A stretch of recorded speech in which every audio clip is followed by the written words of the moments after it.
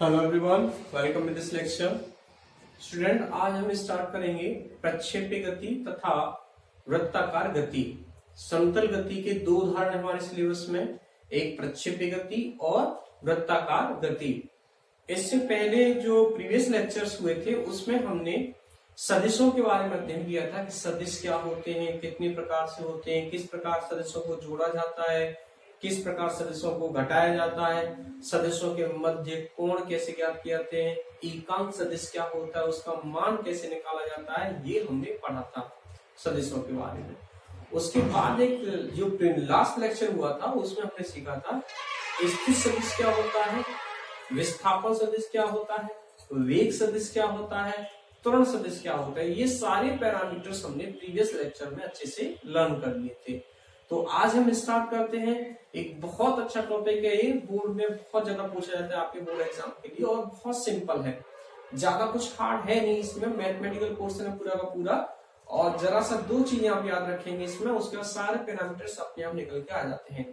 तो बात करते हैं प्रक्षेप्य गति होती कौन सी है। प्रक्षेप्य गति जैसे किसी पत्थर को आप ऐसे फेंक दो, ये तो जो आपने पत्थर फेंका ना, वो जिस इस तरह से आएगा यूं, तो इस प्रकार की गति को हम क्या कहते हैं, प्रक्षेप्य गति। कोई भी वस्तु जो ईंधन के बिना आकाश में गति करती है, उसकी गति का जो उदाहरण है वो प्रक्षेप्य गति का उदाहरण है। किसका उदाहरण है वो? प्रक्षेप्य गति। मतलब वस्तु की गति किसके अंतर्गत आएगी? वो प्रक्षेप्य गति। तो प्रक्षेप्य गति क्या होती है?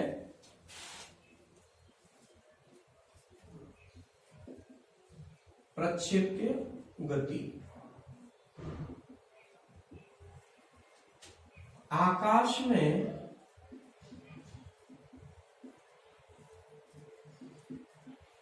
वस्तु द्वारा बिना ईंधन के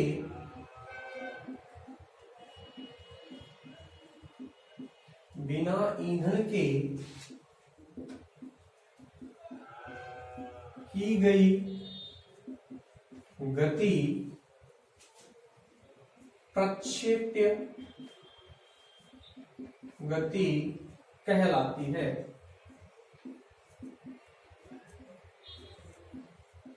ईंधन मुक्त वस्तु द्वारा ईंधन मुक्त आकाश में गति क्या कहलाती है? प्रक्षेप्य गति। क्या कहलाती है वो? प्रक्षेप्य गति। इसका देखो डायग्राम बनाते हैं जिससे आपको बहुत अच्छी समझ में आएगा कि ये क्या होती है प्रक्षेप्य गति। इस प्रकार से देखो पथ होगा। मान लो आपने किसी वस्तु को यहां से फेंका, मान लो u वेग से फेंका है और उसको क्षैतिज के साथ थीटा पर बनाते फेंका है, तो इस प्रकार से चली जाएगी ये, ठीक है। और थोड़ा और बना लेते सही से, थोड़ा मान लो इस प्रकार से आ जाती है, क्लियर। तो ये है, ये जो गति, इस प्रकार की गति को क्या कहते हैं? प्रक्षेप्य की गति। अब ये वेग है तो सदिश राशि है, ये कोण बना हुआ है। हमने सदिशों को उसके घटकों के रूप में लिखना सीखा था, तो इस सदिश को इसके घटक के रूप में लिख दो। एक तो क्षैतिज घटक लिख दो, इसका क्षैतिज घटक क्या होगा? इस दिशा में कोण ये थीटा है तो ये हो जाएगा u cos थीटा। तो ये क्षैतिज दिशा में इसलिए लिख देते हैं इसको ux बराबर u cos थीटा। इसी प्रकार ऊर्ध्वाधर दिशा में ऐसे y अक्ष की ओर इधर होगा एक uy, जिसका मान क्या होगा? u sin of theta. अब इस दिशा में क्षैतिज पर चलेगा पृथ्वी पर, तो कोई त्वरण तो होगा नहीं। क्षैतिज दिशा में त्वरण का मान क्या है? 0। ये बताऊंगा कि जब ऊर्ध्वाधर कोई वस्तु जाती है तो कितना त्वरण होता है? g के बराबर -g। तो यहाँ ay रहेगा और जिसका मान होगा -g। इनकी सहायता से ही हम सारे जितने व्यंजक हैं जो हमें ज्ञात करने वो निकल के आ जाएंगे। बस ये ध्यान रखो, ये डायग्राम और ये हमने पैरामीटर्स कैसे लिखे हैं। सदिश को u जो वेग सदिश है उसको घटकों के रूप में कैसे लिखा जाता है, जो प्रीवियस लेक्चर था उसमें आपको बताया था मैंने वहां, ठीक है। अब हम पहला जो यहां से हम पैरामीटर निकालेंगे वो है प्रक्षेप्य के पथ का समीकरण। प्रक्षेप्य, देखो प्रक्षेप्य गति कहलाती है, और जो वस्तु गति करती है उसे कहते हैं प्रक्षेप्य, तथा वस्तु को क्या कहते हैं? प्रक्षेप्य। प्रक्षेप्य कहते हैं। अब बात करेंगे किसकी? प्रक्षेप्य के पथ का समीकरण। अब इसका व्यंजक निकालेंगे। प्रक्षेप्य के पथ का समीकरण कैसे ज्ञात करेंगे? देखो, इसके बारे में थोड़ी सी थ्योरी लिख देते हैं पहले। माना चित्रानुसार प्रक्षेप्य को u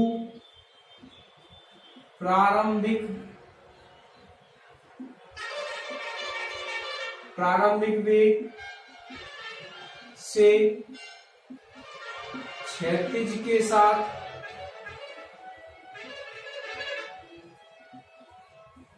थीटा कोण बनाते हुए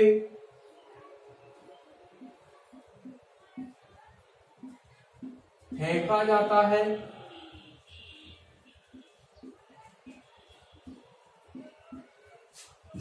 थीटा कोण बनाते हुए फेंका जाता है तो क्षैतिज दिशा में प्रक्षेप द्वारा तय की गई दूरी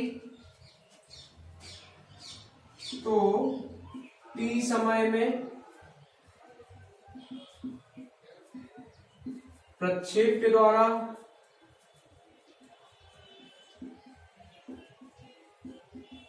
क्षैतिज दिशा में तय की गई दूरी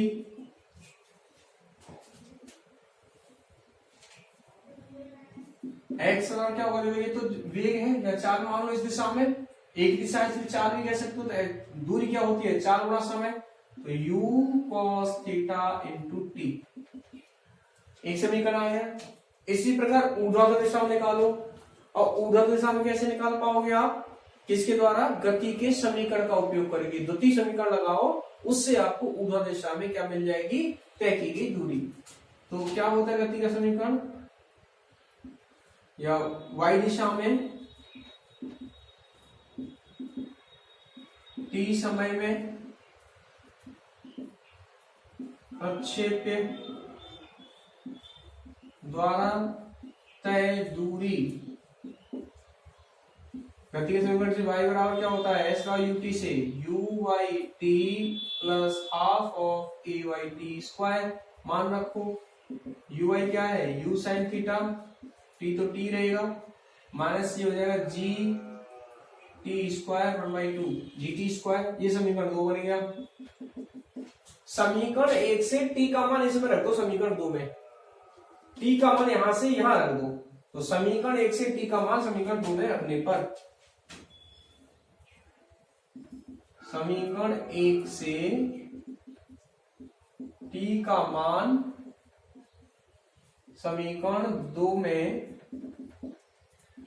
रखने पर तो y बराबर u साइन थीटा तो है ही। t का मान यहां से क्या निकलेगा? x upon u cos theta, x upon u cos theta minus 1/2 gt square, तो x square upon u square cos square theta. यही समीकरण है। यहाँ u से u कट गया, sine theta upon cos theta tan theta बन गया। तो y बराबर आ गया x tan theta minus gx square upon 2u square cos square theta. यही प्रक्षेप्य के पथ का समीकरण है। किसका समीकरण है? प्रक्षेप्य के पथ का समीकरण है। यही लिख देंगे, यही प्रक्षेप्य के पथ का समीकरण है। ओके, यहां एक चीज और नोट करेंगे, तथा यह समीकरण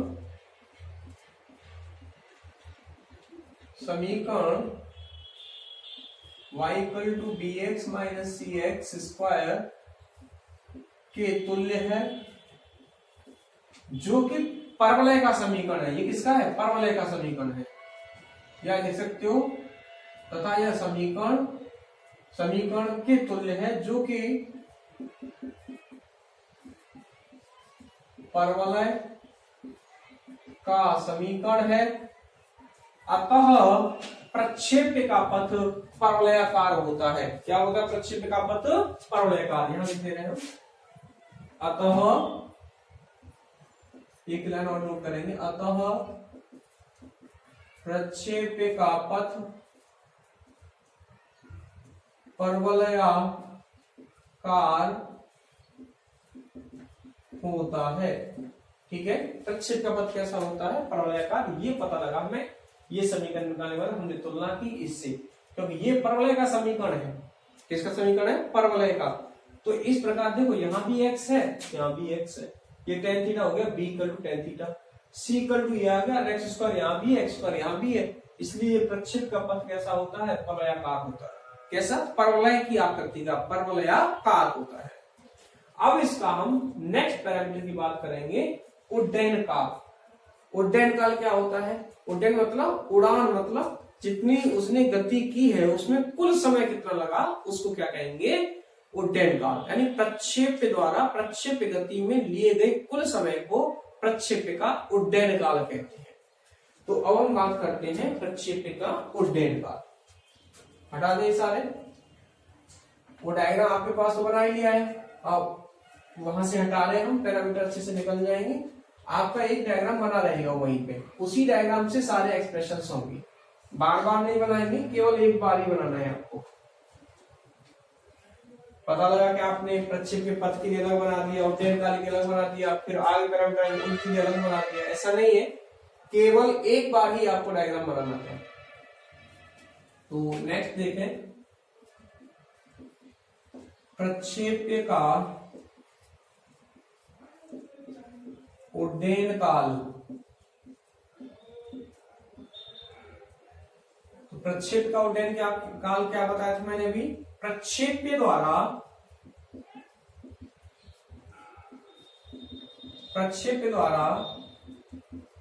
प्रक्षेप्य गति में लिया गया कुल समय प्रक्षेप्य का उड्डयन काल कहलाता है। प्रक्षेप द्वारा प्रक्षेप गति में लिया गया कुल समय क्या कहलाता है? प्रक्षेप्य का उड्डयन काल। अब ध्यान दो कि जो मेरे डायग्राम था यहाँ पे, ये वाला इस प्रकार, जैसे यहाँ कंपोनेंट थे, इधर कंपोनेंट, ये अधिकतम ऊंचाई पे जाकर के क्या हुआ? इसका वेग 0 हो जाता है।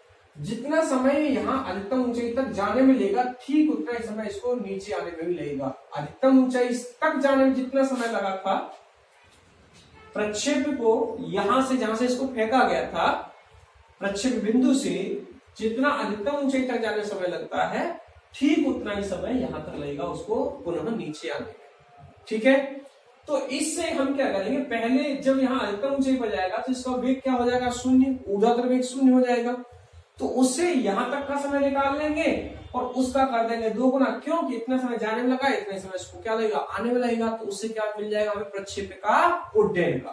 ठीक है, यहां लिख लेते हैं, अधिकतम ऊंचाई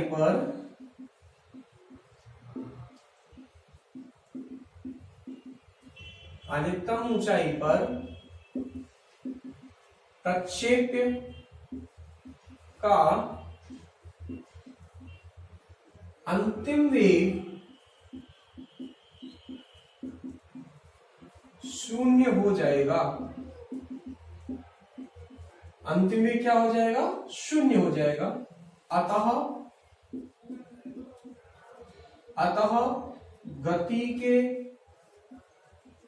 प्रथम समीकरण से Vy बराबर uy प्लस at, v बराबर u plus at, ay t। ये t क्या है? यहाँ t अधिकतम ऊंचाई तक जाने में लगा समय है। अतः वी वाई तो क्या हुआ शून्य, यू वाई क्या है u sine theta, a y क्या है माइनस का जी और ये टी, तो यहां से टी मिल जाएगा आपको क्या, टी मिल गया यू साइन थीटा बटे जी, ये टी मिल गया। ये जाने लगा समय,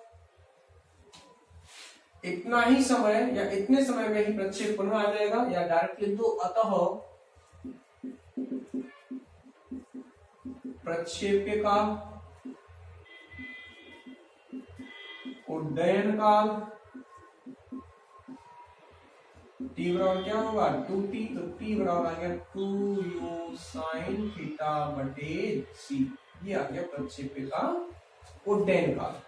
ठीक है, तो दो चीजें निकाली थी भी आपने, एक तो मैंने प्रक्षेप का पथ का समीकरण बताया और दूसरा इसका उड्डयन काल। कोई क्वेश्चन देख लेते हैं। देखो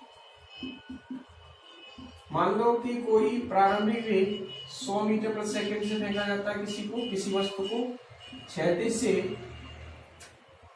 30 अंश के कोण पर,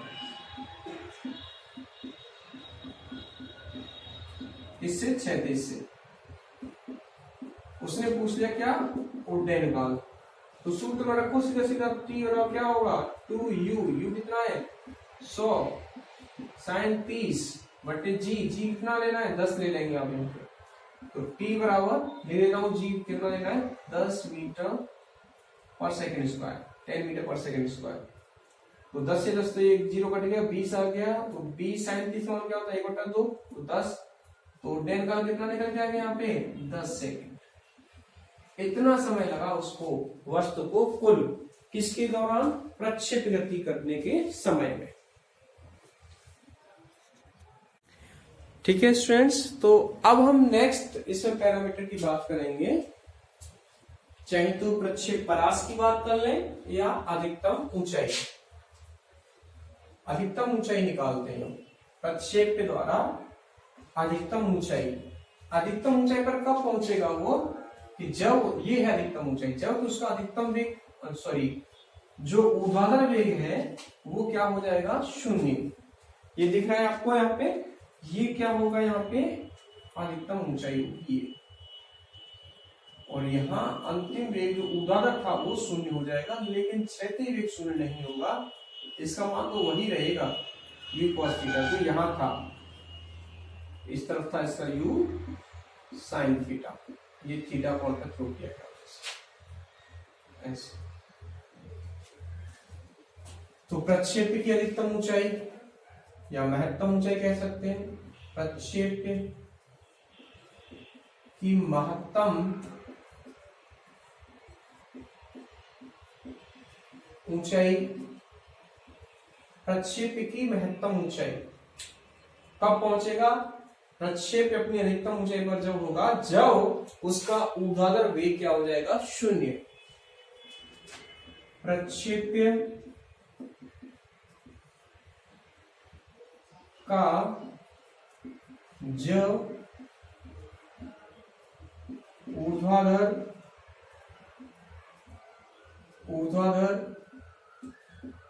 वेग शून्य हो जाएगा तो प्रक्षेप्य अपनी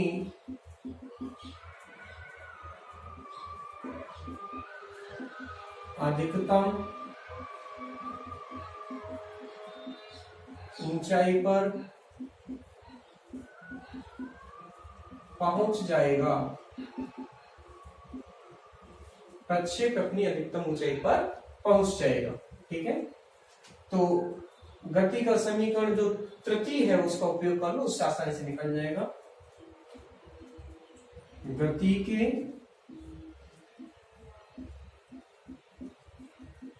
तृतीय समीकरण से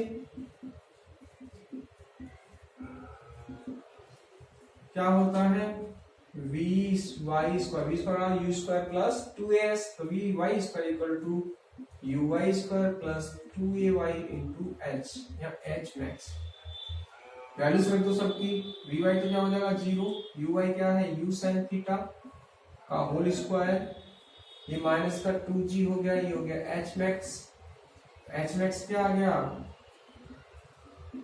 you square sine square theta upon 2g। ये आ गया अधिकतम ऊंचाई का व्यंजक, प्रक्षेप की अधिकतम ऊंचाई का व्यंजक। क्वेश्चन देखें, यू देगा, थीटा देगा, जी देगा, सिंपल। मान लो पुराना वाले क्वेश्चन ले लो, 100 मीटर पर सेकंड जिसको फेंका गया था, जी उसने 10 मीटर पर सेकंड दिया था और थीटा दिया था 30 अंश। तो उसने क्या क्या पूछा था, टी पूछा था, हम यहाँ पूछ लेते हैं एच मैक्सिमम। प्रक्षेप द्वारा प्रदत्त महत्तम ऊंचाई ज्ञात कीजिए या प्रक्षेप की अधिकतम ऊंचाई ज्ञात कीजिए, ये क्वेश्चन कहता है। तो यहाँ पे हम जानते हैं, क्या जानते हो सर? अब तो कुछ नहीं जानते हैं, किताब खोलेंगे तो जान जाएंगे। क्या सूत्र है? h equal to u square sine square theta upon 2g। ठीक है, वैल्यूज रख दो। यू की वैल्यू कितनी है? 100, तो 100 का वर्ग कर लो, 4 जीरो। साइन स्क्वायर थीटा, तो साइन 30 का 1/2 होता है, वर्ग करो तो 1/4 हो जाएगा, 1/2 का वर्ग कर देना। 2g, जी 10 है तो 1 जीरो कट गया, तो यहाँ से 1000 बट्टे ये 4 गुणा 2, 4 से काटोगे तो 25, 250 कट गया, 2 से काटोगे 125। h अधिकतम ऊंचाई कितनी आ गई? 125 मीटर। प्रक्षेप की जो अधिकतम ऊंचाई होगी वो क्या होगी? 125 मीटर। समझ में आ रहा है? अब इसका लास्ट वाले पैरामीटर की बात करते हैं, प्रक्षेप परास। प्रक्षेप परास क्या होती है?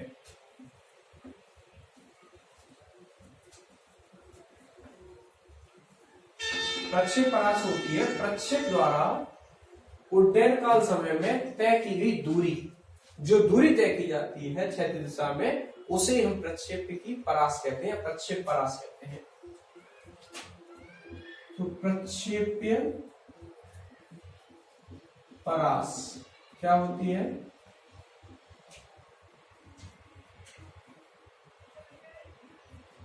प्रक्षेप्य द्वारा उड्डयन काल समय में, प्रक्षेप द्वारा उड्डयन काल समय में क्षैतिज दिशा में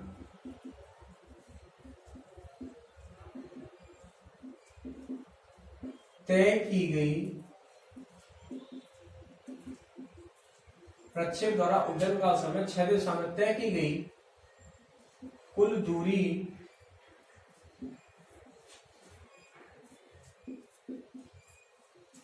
को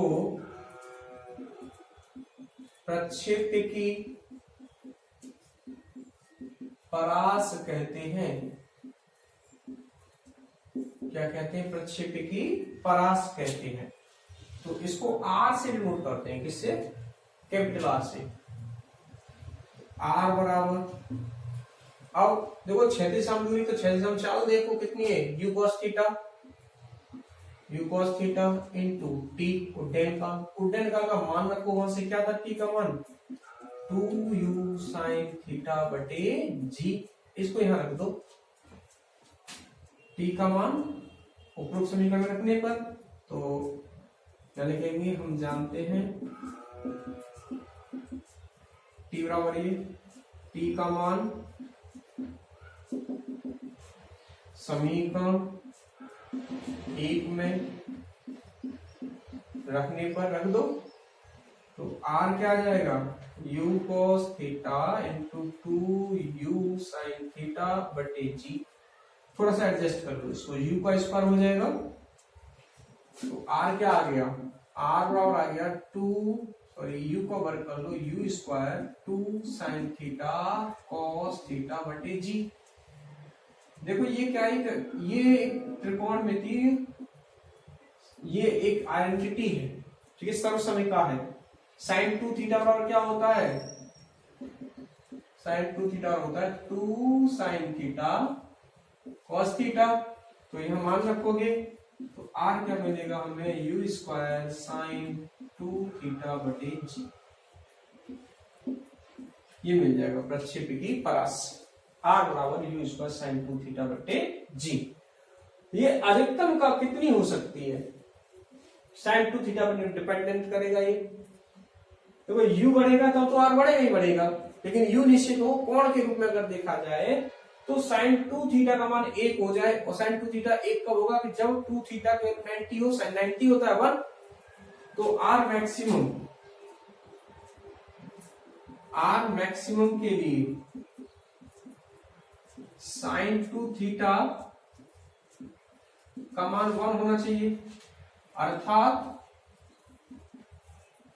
2 थीटा 90 हो, साइन 90 तो 1 होता है, तो थीटा कितना आ गया 45 अंश। ठीक है।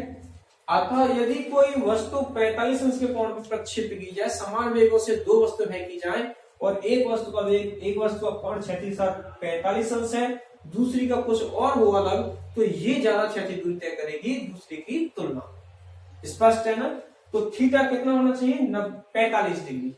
45 डिग्री पर अगर कोई वस्तु अगर लंबी कूद जंप करती है कोई व्यक्ति, तो वो ज्यादा दूरी तय कर लेगा क्षैतिज दिशा में, उसकी कूद ज्यादा होगी 45 अंश वाले की। बाकी अगर कोई और किसी कोण पर कूद रहा है तो उसकी क्या होगी, इससे कम होगी।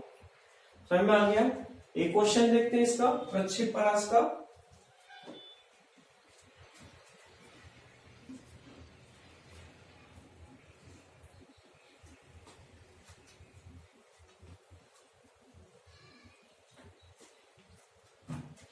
उसी क्वेश्चन से ले लेते हैं, ठीक है ना। एक ही क्वेश्चन को सब में रिपीट कर देते हैं। यू कितना किया था 100 मीटर पर सेकेंड, जी आपको 10 मीटर पर सेकेंड स्क्वायर, और क्या दिया था थीटा 30 अंश दिया था। अब उसने पूछ लिया आर निकालो, तो आप क्या लिखोगे, ये तो दिया ही है। हम जानते हैं आर बराबर यू स्क्वायर साइन 2 थीटा बटे जी। तो आर बराबर यू स्क्वायर, इसका वर्ग करोगे साइन 2 थीटा, तो 30 अंश तो यही है, तो साइन कितना बन गया ये 60 डिग्री बटे जी 10, ये कट गया, साइन 60 वाली √3/2, तो आर हो गया 1000 गुणा √3/2। ठीक है, 2 से काट लो इसमें 500 हो गया, तो कहते परास कितनी आ गई 500 √3 मीटर। इस तरीके से हम प्रक्षेप्य की परास ज्ञात कर सकते हैं। ओके स्टूडेंट्स, अब हमने प्रक्षेप्य गति को डिस्कस कर लिया। अब इससे आगे डिस्कस करेंगे वृत्ताकार गति को। किसको डिस्कस करेंगे, वृत्तीय गति को। वृत्तीय गति क्या होती है, जब कोई वस्तु किसी वृत्ताकार पथ पर गति करती है तो उसकी गति ही क्या कहलाती है, वृत्तीय गति। यदि कोई वस्तु गोल गोल ऐसे किसी वृत्ताकार पथ पर घूम रही हो तो क्या कहलाएगी उसकी गति, वृत्ताकार गति कहलाती है, वृत्तीय गति कहलाती है। तो वृत्तीय गति, अब हम बात करेंगे इसका सेकंड जो उदाहरण है वृत्तीय गति की।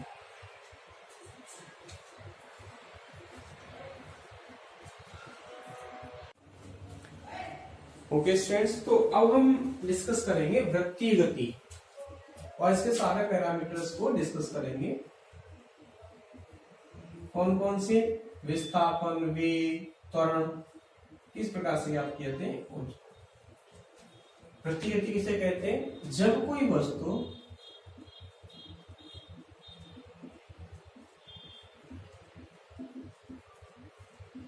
किसी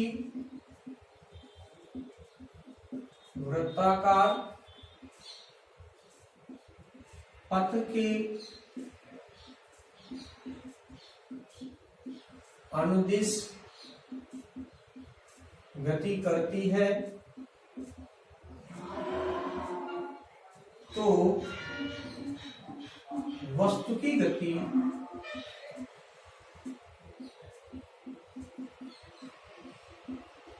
वृत्ताकार या वृत्तीय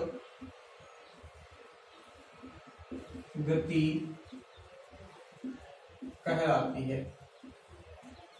ठीक है, ऐसे ये क्या है, वृत्तीय गति का उदाहरण है। मान लो कोई वस्तु ऐसे, ये वस्तु और इस प्रकार से जा रही है, तो ये गोल गोल घूम रही है ना, तो ये गति किसका उदाहरण है, वृत्तीय गति का। अभी बिंदु O है, ये कोण डेल्टा थीटा ये t1 समय और ये t2 समय मान लिया t और t1 मान लिया 0, इस तरीके से। इसका त्रिज्या है r। तो वृत्तीय गति समझ में आई। अब हम वृत्तीय गति में जो पैरामीटर, जैसे कि आपने रेखीय गति पढ़ी थी, सरल रेखा में गति, उसमें अपने पढ़ा था चाल, पढ़ा था विस्थापन, पढ़ी थी वेग, पढ़ा था त्वरण, पढ़ा था, वो सारे पैरामीटर हम यहाँ पे अब डिस्कस करेंगे। ठीक है। तो जो वृत्तीय गति है, इसके लिए एक चीज का ध्यान रखो कि देखो यहां पर जो वेग होगा वो इसे स्पर्श रेखा की दिशा में, यहां जो होगा वो ऐसे होगा। मतलब जो वृत्तीय गति है वो भी रेखीय गति की तरह भी दो प्रकार की होती है, एक तो होती है एक समान गति और एक होती है असमान। लेकिन दोनों ही गतियों में देखो वेग की दिशा बदलती रहेगी, वृत्तीय गति करनी है, वेग की दिशा बदलेगी तो त्वरण एक रहेगा हर समय, चाहे कोई सा ही हो, एक समान हो चाहे असमान हो, लेकिन एक त्वरण रहता है हमेशा और वह होता है अविकेंद्रीय त्वरण। कौन सा? अविकेंद्रीय त्वरण। अभी बात करूंगा। और तो वृत्तीय गति दो प्रकार की होती है। वृत्तीय गति दो प्रकार की होती है, एक होती है एक समान वृत्तीय गति, इसी को परिभाषित कर लेते हैं। जब कोई वस्तु वृत्ताकार पथ पर एक समान चाल से गति करती है, यानी एक समान वृत्तीय गति में वस्तु की चाल नियत रहती है। जब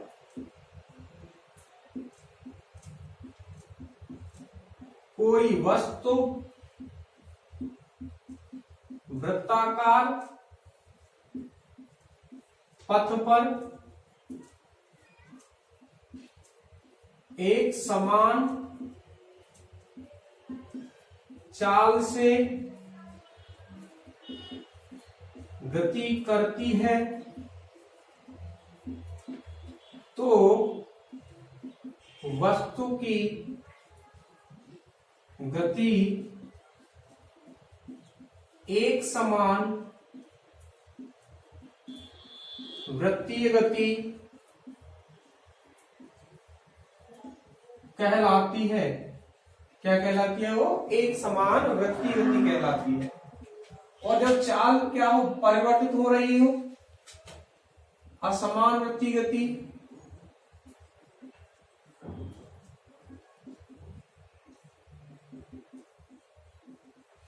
यदि वृत्ताकार गति में, यदि वस्तु की वृत्ताकार गति में चाल परिवर्तित हो रही होती है अथवा चाल नियत नहीं रहती है, यदि वस्तु की वृत्ताकार गति में चाल नियत या चाल परिवर्तित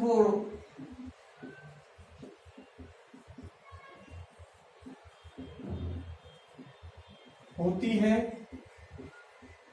तो वस्तु की गति असमान गति, असमान वृत्तीय गति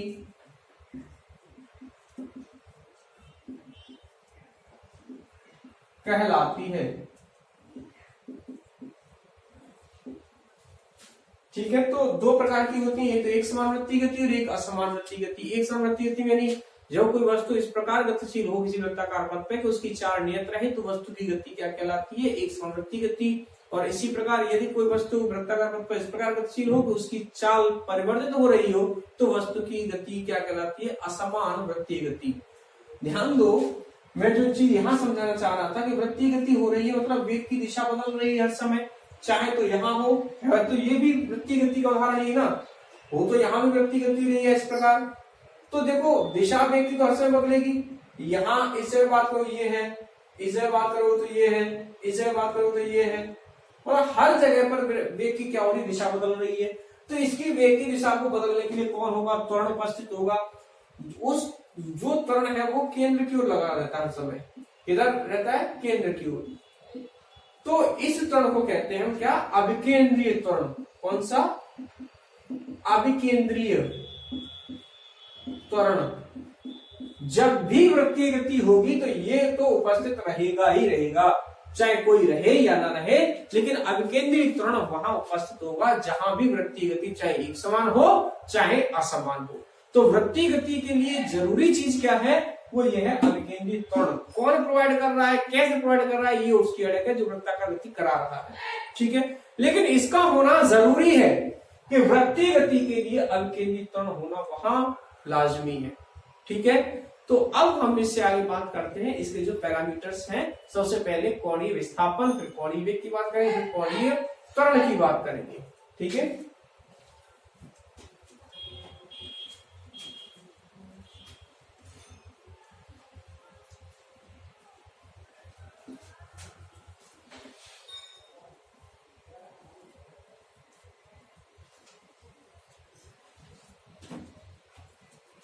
कोणीय विस्थापन,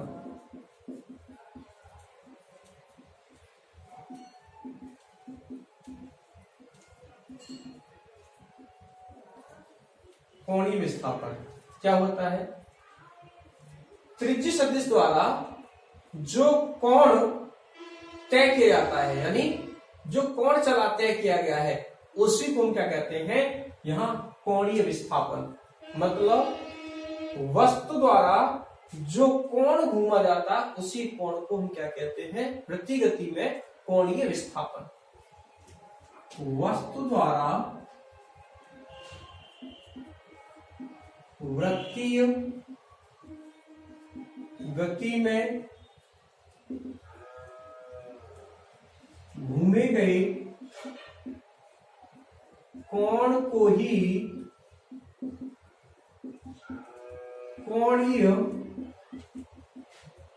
वस्तु का कोण को ही वस्तु का कोणीय विस्थापन कहते हैं, और इसको लिखा जाता है डेल्टा थीटा से। इसका मात्रक है रेडियन में बात करेंगे हम, किसमें, रेडियन। वैसे कोण का मात्रक दो होते हैं, एक डिग्री और एक रेडियन। कोणीय विस्थापन समझ में आ गया, मतलब जो कोण उसने घूमा है, मान लो ये वृत्ताकार गति बता रहा हूं मैं, ये है किसी समय में, यहाँ पे डेल्टा टी समय में घूमी है ये, यहाँ टी बराबर 0 था, टी बराबर टी था, ये डेल्टा थीटा कोण घूमी गई, ठीक है। इसे कहेंगे कोणीय विस्थापन। कोणीय वेग की बात करो, कोणीय वेग, कोणीय वेग क्या होता है, वेग जैसे वहां पे रेखीय वेग था, रेखीय वेग को क्या कह रहे थे आप, विस्थापन में परिवर्तन की दर को हम रेखीय वेग कहते हैं, रेखीय विस्थापन था। यहाँ कोणीय विस्थापन में परिवर्तन की दर को हम क्या कहेंगे, कोणीय वेग। कोणीय वस्तु की कोणीय विस्थापन में के कोणीय विस्थापन में परिवर्तन की दर को, वस्तु के कोणीय विस्थापन में परिवर्तन की दर को वस्तु का कोणीय वेग कहते हैं। इसको ओमेगा से लिखा जाता है, ओमेगा बराबर हो जाएगा डेल्टा थीटा बटे डेल्टा टी, ठीक है। ये यहाँ औसत कोणीय वेग है, कौन सा है, औसत। जब भी डेल्टा की फॉर्म में लिखा जाएगा, इसका मात्रक क्या होगा, रेडियन, ठीक है। यदि हम तात्क्षणिक कोणीय वेग की बात करेंगे, कब, यदि डेल्टा टी टेंड्स टू 0 हो तो कैसे लिखेंगे, लिमिट लगा देंगे, delta t tends to 0, delta theta upon delta t equal to क्या हो जाएगा, अब ये डी थीटा होगा डी टी। तो ये जो ओमेगा कोणीय वेग था वो क्या हो जाएगा, ये कोणीय वेग जो था ये तात्क्षणिक कोणीय वेग होगा, तात्क्षणिक क्या हो गया, D theta by d T. इस प्रकार से हम तात्क्षणिक कोणीय वेग को हम ज्ञात कर सकते हैं, और इसमें मान रखोगे तो यहां से औसत निकलेगा। अब यहां देखो कि ये मैंने डेल्टा थीटा क्या लिखा है और डेल्टा टी का मान कैसे निकालोगे आप। डेल्टा थीटा होगा थीटा 2 माइनस थीटा 1 और डेल्टा टी क्या होगा सेम वे में T2 माइनस T1। ये तो पता है कैसे निकालेंगे। मान लो थीटा दिया हो किसी ने समय के रूप में, मान लो 4t² प्लस 3t दिया, तो आपसे कहा है कि कोणीय वेग ज्ञात कीजिए। कोणीय विस्थापन समीकरण दिया है, कोणीय वेग निकालना है, तो कोणीय वेग d थीटा बाई dt क्या हो जाएगा। अवकलन कर लो इसका एक बार, तो 2 चौक 8 t प्लस 3 और उसने कह दिया t बराबर यहाँ 2 सेकंड कह दिया हो, तो t का मान 2 रख दोगे, 8 गुना 2 प्लस 3 8 2 16 3 19 क्या हो जाएगा रेडियन प्रति सेकंड। इस तरीके से निकल के आएगा। कोणीय वेग के बारे में बात करिए, कोणीय विस्थापन पता लगा, कोणीय वेग। अब बात करेंगे कोणीय त्वरण, फिर टोटली त्वरण की बात करते जाएंगे हम कि त्वरण कैसे निकाला जाता है। ठीक है,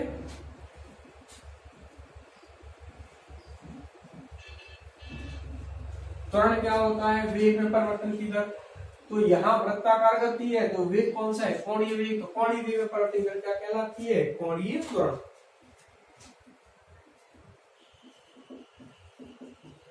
कोणीय त्वरण क्या होगा, कोणीय वेग में परिवर्तन की दर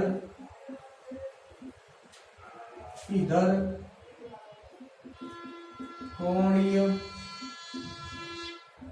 त्वरण कहलाती है। कोणीय त्वरण कहलाती है, कोणीय त्वरण कहलाता है, कोणीय त्वरण कहलाता है। मतलब इसको डिनोट करते हैं अल्फा से। ठीक है, alpha equal to delta omega कोणीय वेग में delta theta upon delta t. ये भी औसत है, कौन सा औसत। मात्रक लिखेंगे रेडियन प्रति सेकेंड स्क्वायर,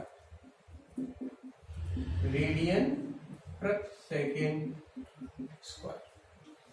इसको यदि यहां डेल्टा टी क्या हो 0 के लगभग हो तो इसको कैसे लिख लेंगे, यहां से लिमिट लगाएंगे, वही डेल्टा टी टेंस टू 0 किया और ये क्या होगा delta omega upon delta T. किसके बराबर हो जाएगा ये, जब भी ऐसा होता है तो मैंने बताया हुआ है आपको, ये लिखा जाता है D omega by d T. अब ये तात्क्षणिक है त्वरण, ये क्या है तात्क्षणिक। तात्क्षणिक का मतलब तो समझ गए होंगे आप लोग सभी, मतलब किसी एक निश्चित समय पर आपने त्वरण की बात की है तब ये त्वरण है। मैं आपको एक क्वेश्चन देता हूं, उससे सारी चीज स्पष्ट हो जाएंगी। मान लो विस्थापन समीकरण दिया 3t² प्लस 2t। उसने कहा है t बराबर 10 सेकेंड पर ओमेगा तात्क्षणिक व अल्फा तात्क्षणिक ज्ञात कीजिए। तो ओमेगा पता है आपको क्या होता है d theta by d t. तो d theta by d t कर लो पहले, एक बार अवकलन करो इसका, d by d t 3t² plus 2t है ये, कर लो अवकलन क्या आएगा 2 तिया 6t प्लस 2 रह गया। कितने पूछा उसने, t बराबर 10 पे पूछा है, तो t बराबर 10 पर ओमेगा बराबर हो गया 6 गुणा t का मान कितना 10 प्लस 2 10 60 और 2 62 रेडियन पर सेकेंड। एक आंसर आ गया। दूसरा यहां से कोणीय त्वरण निकालो तात्क्षणिक, तो अल्फा बराबर क्या होगा D omega by d t. तो ओमेगा कहां मिला है, ये रहा, इसका करना है। तो अल्फा बराबर D by d T 6t plus 2 नेतन का तो क्या हो जाएगा 0, यहां से 6 मिल जाएगा। तो अल्फा तात्क्षणिक का मान कितना आ गया 6 रेडियन पर सेकेंड स्क्वायर। ठीक है, ये मिल गया तात्क्षणिक त्वरण का मान 6 रेडियन प्रति सेकेंड स्क्वायर। क्लियर। तो अब हमने त्वरण सीख लिया, विस्थापन सीख लिया, कोणीय वेग सीख लिया। अब आपसे बात करेंगे हम रेखीय वेग तथा कोणीय वेग में संबंध की कि इनमें क्या संबंध होता है, किस किस में, रेखीय वेग तथा कोणीय वेग में संबंध।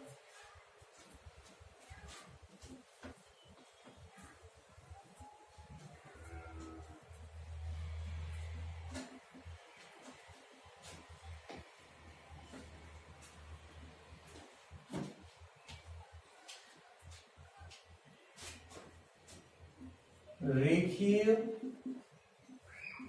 वेग व कोणीय वेग में संबंध। चित्र बना दो, ये वही पुराना चित्र है ये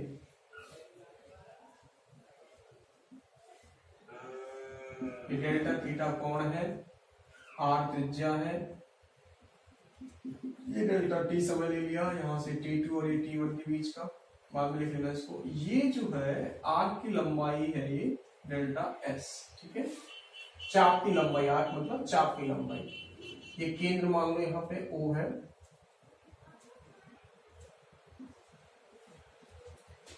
तो चित्रानुसार, थ्योरी लिखने पहले, चित्रानुसार कोई कण आर त्रिज्या के वृत्ताकार पथ पर गतिशील है तथा डेल्टा टी समय में डेल्टा थीटा कोणीय विस्थापन वो डेल्टा एस रेखीय विस्थापन तय कर लेता है। रेखीय विस्थापन कितना होता है मैंने, डेल्टा एस, कोणीय कितना होता है, डेल्टा थीटा, कितने समय, डेल्टा टी, ठीक है। तो आपने एक सूत्र पढ़ा होगा, डेल्टा थीटा यानी कोण बराबर, सॉरी, कोण बराबर क्या होता है, चाप बटे त्रिज्या, और चाप क्या है, रेखीय विस्थापन है जो कि डेल्टा थीटा, तो डेल्टा थीटा बराबर हो गया डेल्टा एस बटे आर। ये समीकरण नंबर 1। इस समीकरण को डेल्टा टी से भाग दे दो, उपरोक्त समीकरण को डेल्टा टी से भाग देने पर, भाग दो भाई, क्या आएगा, डेल्टा थीटा बटे डेल्टा टी बराबर हो गया 1 बटे आर डेल्टा एस बटे डेल्टा टी। ये कोणीय विस्थापन में परिवर्तन की दर क्या होगा, कोणीय वेग, और ये रेखीय विस्थापन में परिवर्तन की दर है, तो ये हो गया रेखीय वेग। ओमेगा इक्वल टू क्या होता है, 1 बटे आर इंटू वी, या आप लिख सकते हो v equal to r omega. ये रिलेशन आ गया, ठीक है। इसी से आप कोणीय त्वरण तथा रेखीय त्वरण में भी संबंध ज्ञात कर सकते हो। कोणीय त्वरण व रेखीय त्वरण में संबंध, ये समीकरण है ना, ये 2 डाल दो इसको, समीकरण 2 का t के सापेक्ष एक बार अवकलन कर दो, ठीक है। मैं इधर कर रहा हूं यहां पे,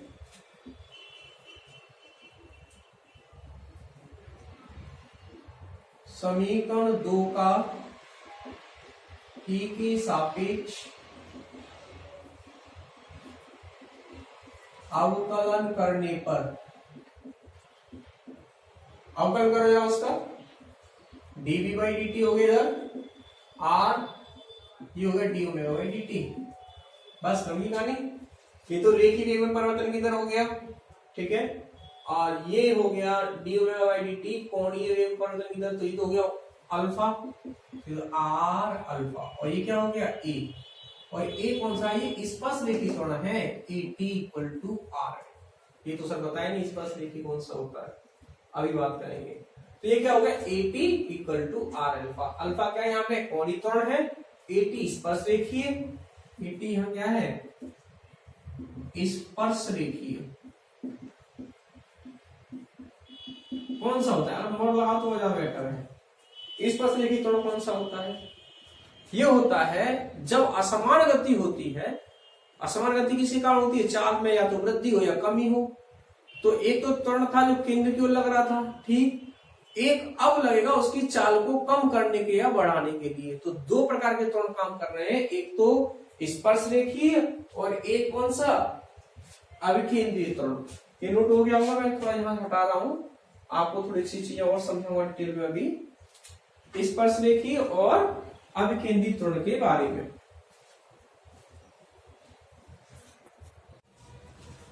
ओके स्टूडेंट, तो बात करते हैं हम किसके बारे में? त्वरण के बारे में। अब त्वरण कौन कौन से पढ़े हैं, सारी टर्म्स को एक साथ लिख लेते हैं, हमने क्या क्या पढ़ा है यहाँ, ठीक। इनमें काफी कुछ एनालॉजी है। रेखीय गति जो आपने पढ़ा था वो, और वृत्तीय गति। एक तरफ लिख लो आप रेखीय गति, रेखीय गति और ये वृत्तीय गति। देखो रेखीय गति में विस्थापन एस, वृत्तीय गति में विस्थापन होता है कोणीय विस्थापन डेल्टा थीटा। यहाँ पर रेखीय वेग होता है v, यहाँ होता है कोणीय वेग ओमेगा, ठीक है। यहाँ त्वरण होता है रेखीय त्वरण जिसको a से लिखते हैं, और यहाँ होता है कोणीय त्वरण अल्फा, ठीक है।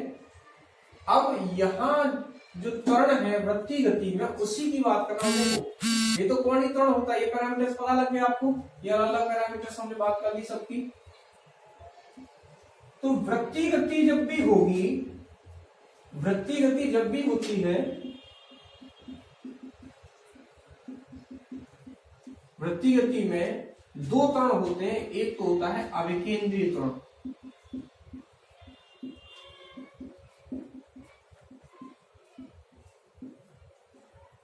अविकेंद्रीय त्वरण। देखो कोणीय चाल में यदि परिवर्तन हो रहा होगा तब तो कोणीय त्वरण होगा ये, ठीक है, अन्यथा नहीं होगा। अब ये अविकेंद्रीय त्वरण होगा या नहीं होगा, इसको मैंने पहले ही बता दिया कि अविकेंद्रीय त्वरण के बिना तो वृत्तीय गति ही संभव नहीं है, वृत्तीय गति हो ही नहीं सकती है, ठीक है। तो अविकेंद्रीय त्वरण का जो मान होता है, लिखते तो उसको AC से है, और ये होता है v²r, ये होता है अविकेंद्रीय त्वरण। ये आवश्यक है, यदि अविकेंद्रीय त्वरण कहीं शून्य है तो वृत्तीय गति होना संभव ही नहीं है। तो अविकेंद्रीय त्वरण होता है कितना? v²r। दूसरा होता है स्पर्श रेखीय त्वरण। स्पर्श रेखीय त्वरण आपके लिए व्यंजक है नहीं, वरना व्यंजक बता करके पूरा डिटेल में बताता कि किस प्रकार से ये अविकेंद्रीय त्वरण आया है, किस प्रकार से स्पर्श रेखीय त्वरण आ रहा है वृत्ताकार गति में। काफी बड़ा व्यंजक है, वो आपके सिलेबस में नहीं है, तो मैं वही चीज बता रहा हूं जो आपके काम में आने वाली है, ठीक है। स्पर्श रेखीय त्वरण, इसको लिखते हैं टी, AT। अब AT किससे निकल के आता है? वो निकल के आता है चाल में परिवर्तन dv/dt से। ये है AT, ये होता है। यदि चाल में परिवर्तन हो रहा होगा तब तो त्वरण होगा ही, नहीं तो नहीं होगा। मतलब एक समान वृत्तीय गति होती तो चाल में परिवर्तन नहीं होता। तो एक समान वृत्तीय गति के लिए, एक समान वृत्तीय गति में जो AT है वो क्या होगा? शून्य होगा। लेकिन असमान में, और AC शून्य नहीं होगा, ठीक है ना, AC तो रहेगा ही रहेगा। असमान वृत्तीय गति, उसमें असमान में कोई भी जीरो नहीं होगा, ना तो AT जीरो होगा, क्योंकि AC तो जीरो होता ही नहीं है कभी, तो ना AT जीरो होगा ना AC, इनके मान क्या होगा? वो ये होंगे, ठीक है। तो स्टूडेंट्स आज हमने प्रक्षेप्य गति को अच्छे से लर्न किया, उसके सारे पैरामीटर्स, उड्डयन काल, प्रक्षेप के पथ का समीकरण, उड्डयन काल, महत्तम ऊंचाई तथा प्रक्षेप परास, क्वेश्चंस भी एक किया हमने सबके लिए। फिर हमने वृत्तीय गति को समझा कि वृत्तीय गति क्या होती है, इसके कौन कौन से पैरामीटर्स होते हैं, कोणीय विस्थापन क्या होता है, कोणीय चाल क्या होती है, कोणीय त्वरण क्या होता है, स्पर्श रेखीय त्वरण क्या होता है, रेखीय त्वरण क्या होता है, इनमें संबंध आपस में क्या क्या है, ये सारी चीजें हमने डिटेल में स्टडी की है। आप अच्छे से एक एक टॉपिक को यहाँ से वीडियो की हेल्प से नोट्स बनाएंगे, नोटबुक में अच्छे से नोट करेंगे और फिर इससे जो पीछे एनसीईआरटी बुक में न्यूमेरिकल प्रॉब्लम्स गिवन है उन न्यूमेरिकल प्रॉब्लम्स को आप सॉल्व करेंगे।